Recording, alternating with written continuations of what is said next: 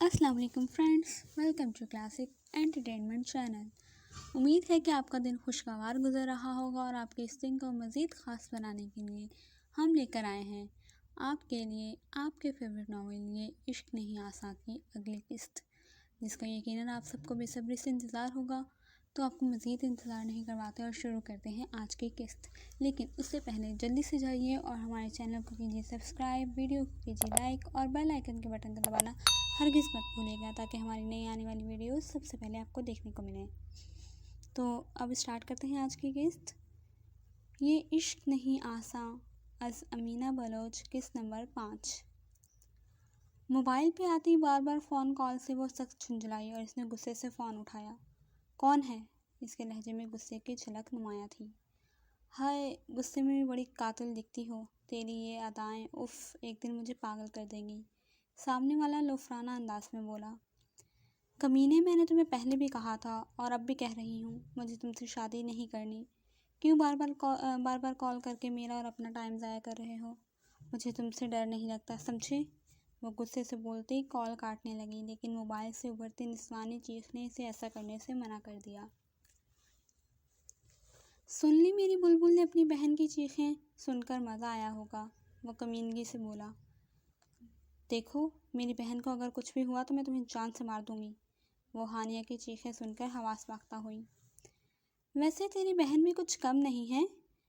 वैसे तो नए शराब में इतना नशा नहीं होता, लेकिन इसका भी अपना एक अलग ही मज़ा है। इसका सीधे सीधे इशारा इसकी कमसिन बहन की तरफ था। मुझे मंजूर है, लेकिन मेरी बहन को एक खरोच भी नहीं आनी चाहिए।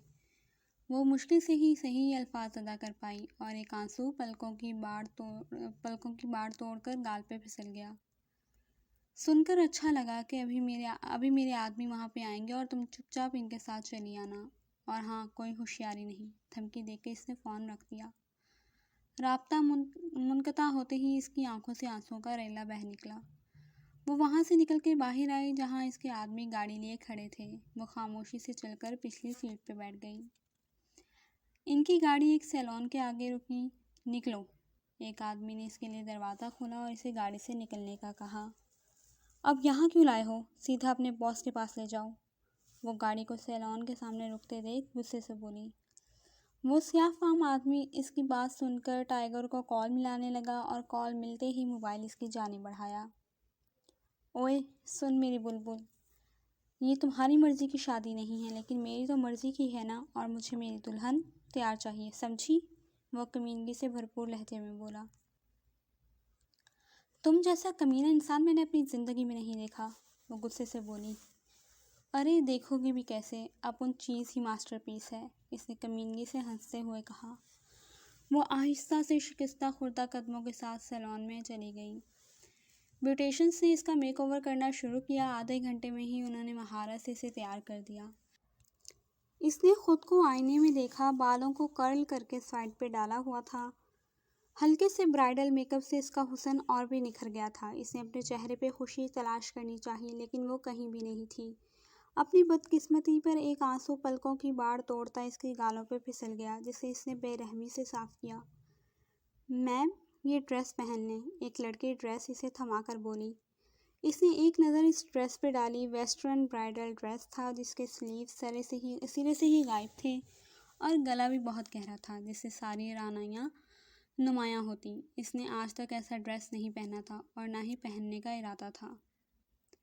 मैं ये ड्रेस हरगिज़ नहीं पहनूंगी, वो गुस्से से मुट्ठियाँ भींचकर इनसे बोली। पर मैम, सर ने कहा है, वो लड़की इसके लहजे से डरकर जल्दी से बोली। अपने सर से कहो अगर कोई ढंग का ड्रेस है तो दे, मैं वही पहनूंगी, वरना हरगिज़ नहीं, वो गुस्से से बोलकर मुंह मोड़ गई।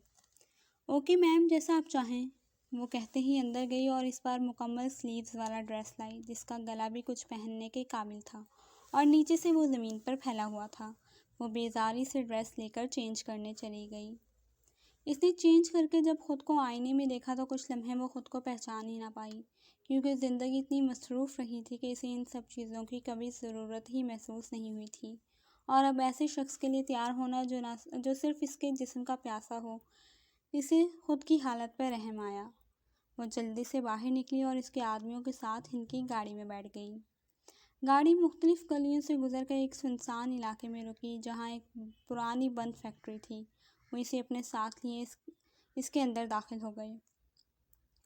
अंदर मुख्तलिफ राहदारियों से गुजर कर एक गोशे में आए जहाँ सब मौजूद थे। सामने ही इसके बीमार बाप को कुर्सी पे बांधा हुआ था और इसका भाई भी वहीं कोने में बंधा हुआ था और ज़ख्मों से चूर था। इस पे बहुत गुस्सा आया। जिसने कहा था कि इन्हें हाथ भी नहीं लगाएगा और इसका भाई इस हालत में पड़ा हुआ था। तभी वहाँ पर वो भी आ गया। वाह, आज तो मेरी बुलबुल बड़ी हसीन दिख रही है, वह एक्सरे करती नज़रों से देखता बेहूदगी से बोला। वो बस खामोश खड़ी रही। आज तो शेरनी की ज़ुबान भी बंद है, वो तंज़िया लहजे में बोला। तुमने मुझसे कहा था कि इन्हें हाथ भी नहीं लगाओगे, तो मेरे भाई की ऐसी हालत क्यों है? वो गुस्से से चीख कर बोली। ज़ुबान को कंट्रोल में रख, समझी? तेरा भाई भी तेरी तरह अक्लमंद निकला, इसीलिए इसका ये हाल हुआ। वो गुस्से में दांत पीस कर बोला, जैसे इसका भाई इन दांतों के दरमियान हो। मेरी बहन कहाँ है? इसने आसपास नज़रें दौड़ाकर इससे पूछा। वो किसी और कमरे में है, वो शान बेनियाजी से बोला। इसे अभी यहाँ लाओ वरना मैं तुझसे निकाह बिल्कुल भी नहीं करूँगी, वो तेज़ लहजे में बोली। ओए, इसकी बहन को लाओ, वो अपने एक आदमी को इशारा करते हुए बोला। वो आदमी हुक्म की तामील करता एक कमरे में गया और इसे घसीटते हुए लाया। छोड़ो मुझे, छोड़ो, वो चीखती इस पे हाथों से वार भी कर रही थी। वो इसे इसके सामने फेंकता वापस अपनी जगह पे खड़ा हो गया। हानिया, इधर देखो, मैं हूँ ना, बस अब चुप हो जाओ, मैं आ गई हूँ तुम्हें बचाने, वो इसे गले से लगाती इससे बोली। आपी, इन्होंने मुझे गाली दी और यहाँ पर थप्पड़ भी मारा, वो अपने गाल की तरफ इशारा करती इनकी शिकायत करने लगी। गुस्से से इसके माथे पे बल पड़े। अच्छा, किसने मारा था थप्पड़? इसने सबकी जानिब देख कर इससे पूछा। वो चारों तरफ नज़रें घुमाती एक आदमी की तरफ इशारा करने लगी। वो उठी और एक ज़ोरदार थप्पड़ इस आदमी के गाल पर रसीद किया। मैंने पहले भी कहा था, मेरी बहन को कोई भी हाथ नहीं लगाएगा, तो तुम्हारी हिम्मत भी कैसे हुई? वो दांत पीसकर गुस्से को कंट्रोल करने की नाकाम कोशिश करती इसे पूछने लगी। बेबी, कितना गुस्सा करती हो, बस चल, मौलवी आ गया है। टाइगर को इसको गुस्से में देखकर मुस्कुराकर बोला। तो इसकी बात में मजबूरन सर इस बात में हिलाती वहाँ मौजूद सोफे पे बैठ गई। मौलवी साहब ने निकाह पढ़ाना शुरू किया। मौलवी के पूछने पे इसने कोई भी जवाब नहीं दिया। डैम इट, जवाब दो, टाइगर गुस्से से चिल्लाया। इसने आंखें बंद की और दिल से दुआ की कि काश आयश वहाँ आ जाए। जो भी था वो अपना दिल इसे दे चुकी थी। वो मगरूर शहजादा कब इसके दिल में अपनी जगह बना गया, इसे खुद भी पता नहीं चला। इसने अपने लब खोले और अभी वो अल्फाज अदा ही करने वाली थी कि वहाँ पे हलचल सी मच गई और टाइगर के सारे आदमियों के सर पे गन्स तान ली गई। टाइगर ने गुस्से से इन सबको देखा जो पता नहीं यहाँ कैसे पहुँचे थे। कौन हो तुम लोग? इसके मगरूर लहजे में अब लड़खड़ाहट सी थी। तेरी मौत। तभी वहाँ पे एक आवाज़ गूंजी। आवाज़ के साथ आयश वहाँ पे दाखिल हुआ। आयश को देख के आपसा को दिली खुशी मिली। इसके बेजान से चेहरे पे खुशी जलवागर होने लगी। इससे पहले कि वो वहाँ से उठती, टाइगर ने इसके ऊपर गन तान ली।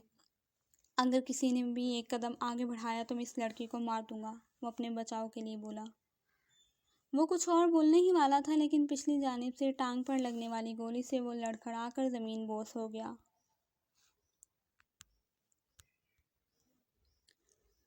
वो इसकी कैद से आज़ाद होते ही आयश की तरफ भागी और इसके सीने से जा लगी और ज़ारों की तार रोने लगी। आयश ने इसके गिर्द बाजू फैलाया और इसके बालों पर बोसा देके इसके कान में सरगोशी की। डरने की कोई ज़रूरत नहीं है, अब मैं आ गया हूँ ना, अब कुछ नहीं होगा। इसने इसे प्यार से पचकार कर दिलासा दिया। वो सर इस बात में हिलाती इससे जुदा हुई और अपनी बेख्तियारी पे खजल सी हो गई। आयश के होंठों पे एक पल को मुस्कुराहट नुमायां हुई जिसे वो महारत से छुपा गया। वो जल्दी से बिलाल की तरफ गई और इसके हाथ खोल दिए और फिर इब्राहिम साहब को रस्सियों से आज़ाद किया। आयश के साथियों ने इतनी देर में टाइगर के सभी आदमियों को अधमुआ कर दिया था और आयश के हुक्म पे टाइगर को जिंदा ही वहाँ से ले गए। अब वहाँ पे सिर्फ इब्राहिम शाह की फैमिली, आयश का कज़न इब्रार और मौलवी साहब मौजूद थे। इब्रार, जाओ वहाँ बाहर से 3 गवाह लेकर आओ, वो बेतासुर लहजे में बोला। इब्रार जल्दी से बाहर निकल गया और अपने 4 साथियों को लिए अंदर आया। चाचू, کیا میں آپ کی بیٹی سے نکاح کر سکتا ہوں؟ وہ گھٹنوں کے بل ان کے سامنے بیٹھ کر ان سے پوچھنے لگا۔ کیوں نہیں بیٹا، وہ تو بچپن سے ہی تمہاری امانت ہے، وہ مسکرا کر بولے۔ آپسہ نے حیرت سے سامنے موجود منظر کو دیکھا۔ پہلے تو اس کا ابراہیم صاحب کو چاچو کہنا اور اس کے جواب میں اس کا باپ، جو کل تک فالج کا مریض تھا، آج صحیح سلامت اس کے سامنے کھڑا تھا۔ دوسری طرف ہانیہ کا بھی یہی حال تھا۔ بلال نے اپنی حیرت میں مبتلا بہنوں کو دیکھا اور ان کی طرف آیا۔ میری دشمن اور میری پیاری آپی، چلے میں آپ کو ان سے ملواتا ہوں۔ یہ ہیں ہمارے کزن صاحب یعنی چاچو کے بیٹے عائش، وہ مزے سے بولا۔ بابا، میں کون سی ستیلی تھی جو آپ نے مجھ سے یہ بات چھپائی؟ آپسہ منہ بنا کر بولی۔ ارے میری بیٹی، ادھر آؤ۔ وہ اسے اپنی طرف بلاتے اسے گلے سے لگا گئے اور ہانیہ کو بھی اپنے ساتھ لگا لیا۔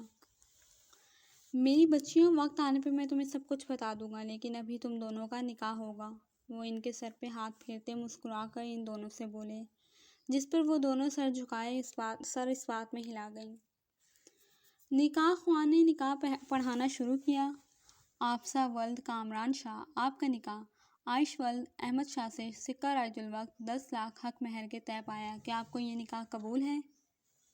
اسے تو جھٹکے پہ جھٹکے لگ رہے تھے، اور اب اپنے باپ کا نام کچھ اور سن کر تو اس پہ حیرتوں کے پہاڑ ٹوٹ پڑے۔ اس نے بے یقینی سے نظریں اٹھا کر اپنے والد کو دیکھا، جو اب رشتے میں اس کے چاچو تھے۔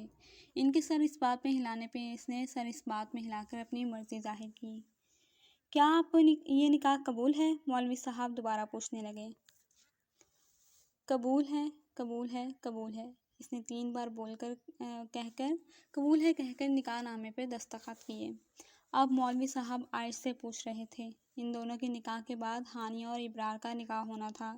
ابرار نے سامنے بیٹھی نازک سی لڑکی کو دیکھا، جو اس سے عمر میں 10 سال چھوٹی تھی۔ اس کے گال پہ تھپڑ کے نشانات تھے اور آنکھیں رونے کی وجہ سے سوجی ہوئی تھیں۔ ہونٹوں کے کنارے سے نکلتا خون اب سوکھ چکا تھا۔ زندہ دل اور ہر وقت مسکراتی لڑکی کو اس حالت میں دیکھ کے اس کو ٹائیگر پہ غصہ آیا اور اس کی حالت پہ رحم بھی آیا۔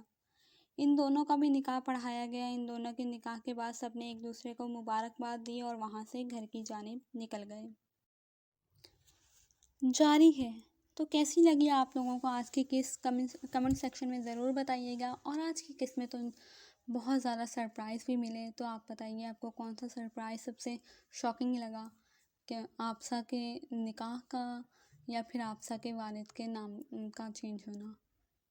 اور اپنا پازیٹیو رسپانس شو کیجیے کمنٹ سیکشن میں، لائک کیجیے ویڈیو کو، سبسکرائب کیجیے ہمارے چینل کو، اور جو ہے اپنے دوستوں سے اس چینل کو شیئر کیجیے، تاکہ ہم اسی طرح آپ کے لیے مزیدار ناول لے کے آتے رہیں۔ تو اب اجازت دیجیے، انشاءاللہ آپ سے ملاقات ہوگی بہت جلد ایک نئے قصے کے ساتھ۔ تب تک کے لیے اللہ حافظ۔